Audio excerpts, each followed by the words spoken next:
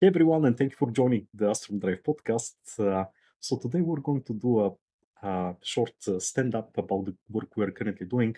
My name is Ivailo Vasilev, and we're also joined by Nelson Bolivar, who is the head of our physics department. So Nelson, please give us some update about the great progress we did in the last several days. We were able to close several important tickets, and we have two tickets left in the existing sprint. So maybe you can just give us a little bit idea what did we close so far and what we're currently doing and why. Hi everyone, thank you, Vilo. Uh, yes, we did some great advances in these few days. It was a bit hard, but it was very nice to understand all these things.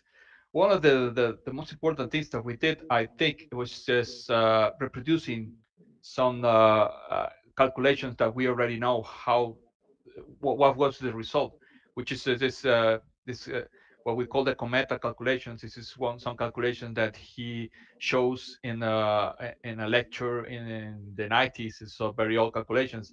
But what he did, it was that he had a matter tensor, and this matter tensor includes anisotropies and so on, and you have an space-time inside and a space-time outside. And this space-time outside is not exactly Schwarzschild. This is some Schwarzschild modifications that allows you to include some of these features of matter, for example, anisotropies. And the way that Cometa did, and this is why we call it Cometa ways, is not his development, but he uses a lot, is that you you calculate this by seeing how the energy momentum tensor have to behave in in the shell, let's call it this way, that is between these two spacetimes. And this is a way of doing it. But what we wanted to do is just to replicate this result in the mm, in the usual way, which is using the junction conditions as thought as the first and second fundamental form, calculated inside and outside, and then matching these two. Basically, what we did was that, and it was nice because we understood by ourselves, which is something that people probably understands, but this is not explicitly written anywhere. We understand by ourselves how to then make this very nicely, which is, and we implemented in Mathematica, which is even nicer. That's one of the things. We also made some progress in Natarius' paper, which is basically was to understand some of the propositions. The last one that we understand was the proposition 1.6 that he has in the paper, and it's basically you for that you need to review a bit, which is what is the ADM formulation for general relativity, and look how the extrinsic curvature, which appears here, enters into the Natarius model. And this is very important, basically, because as Natario proposed, this is that the extrinsic curvature, the the trace of this is going to give you the function that tells you how is that you're going to have a warp drive or not. Not how really, but if you are or not. And this is comes from some function that is defined in Natarius papers, and we understand how this works. We implemented in Mathematica. We checked, for example, in Mathematica that we are calculating extrinsic curvatures correctly for these scenarios. I check it by myself using just Friedman-Russell-Walker model, for instance, and to obtain all expansion elements and and the and the and the projection on the surface correctly. And also, what we did in this scenarios is we start revisiting this Gauss-Codazzi equations, which is basically saying Einstein's equation uh, projected on the surface. So it includes this is very important. In fact, it's important for the current tickets that we're working on. Basically, you have this projection, which includes the extrinsic curvature and the matter part, and in this sense, is related to this theorem 1.7 of Natarius, which is the way that you relate the energy density and what you have in what we call the left hand side for the Einstein's equations, and then the right hand side, which includes the Ricci, the scalar curvature and the extrinsic curvatures. And Notarius has this explicitly written there, and it's very nice there. It's a place where you see that you have problem with the energy conditions precisely there. That's the point. Excellent, Nelson.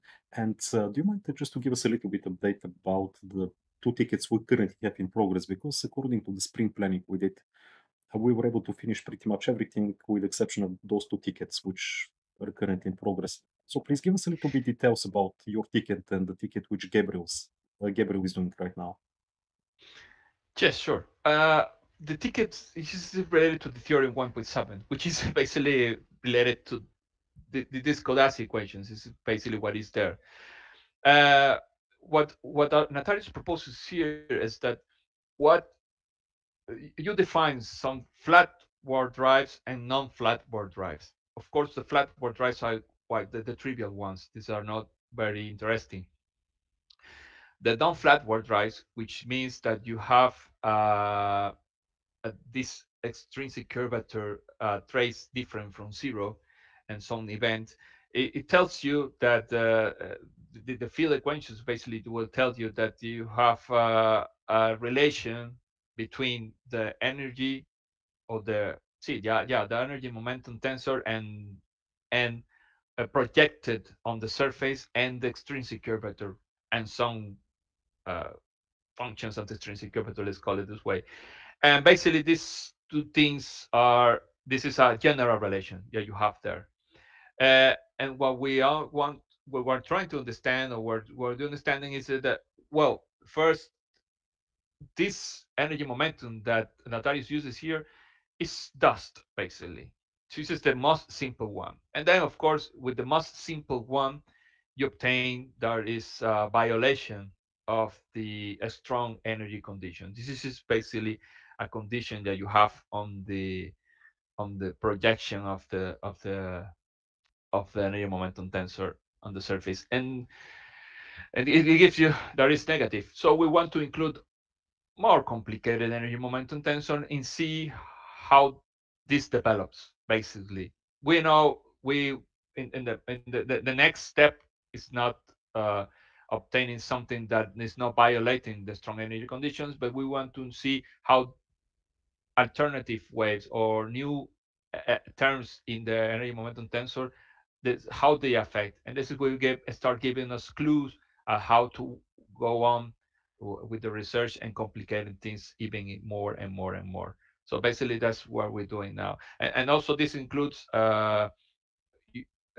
making the example of Cuvier example from the point of view of Notarius' work, which is basically defining how this function that appears in Notarius, which is related to the extrinsic curvature, you just give this a form. This form is depending of the velocity and also some function. And this function is in fact what is going to give us the bubble formation. So it is there. Excellent. Thank you very much, Nelson. Is there anything you want to add for today? Well, no, nothing else about the physics. Just wanted to invite you guys again. Please ask questions right there in the box of the questions. Subscribe to the Patreon, support us. But please, more than anything, I would like to have some feedback, some questions. This is always helpful to have questions that will make you think in different directions. This is always good. Thank you very much, Nelson. So I know that we're going to have our sprint planning for the next sprint on Monday. So we're yet to create the tickets for the backlog in the grooming session. So quite exciting things are coming for the next sprint, and of course we're going to share it with all of you. So with having said that, thank you very much for listening, and let me wish to all of you to have a very nice and successful day. If you want to support us, please do this in Patreon, like and subscribe, and we're sharing the link below. Thank you again, and have a nice day.